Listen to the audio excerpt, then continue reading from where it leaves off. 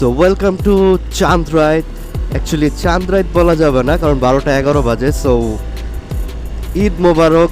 আর ঈদের দিন একদম শুরুতে 11 মিনিট পার হলো মাত্র বের হইলাম ঢাকা শহরের পরিস্থিতিটা দেখাইতে।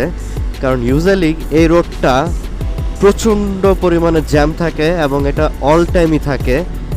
আজকে কিন্তু সেই তুলনায় একদম ফাঁকা, কারণ ঈদে সবাই বাড়িতে চলে যায়, তেমন একটা মানুষজন থাকে না।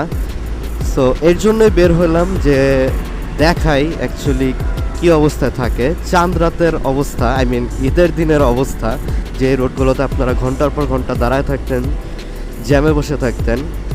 সবাই এই রাস্তাটা তো চিনেন, যে খিলক্ষেত থেকে ফ্লাইওভার ওঠার যে জায়গাটা, এই জায়গায় কোনো কারণ লাগে না জ্যাম লাগতে, এখানে সবসময় জ্যামই থাকে। আজকে কিন্তু একদম ফুললি ফাঁকা। ঈদের টাইমগুলোতে আসলে এটাই মজা থাকে যে খালি রাস্তা, তো যে এখানে ইচ্ছা সেখানে যাওয়া যায় খুব ইজিলি, অত একটা প্যারাও লাগে না। সো ফিল নিতে নিতে ঘুরতে থাকি ঢাকার মধ্যে। আসলে পুরোপুরি ঢাকা তো আর ঘোরা সম্ভব না, যতটুকু আর কি এদিক সেদিক যাওয়া যায়। So let's go.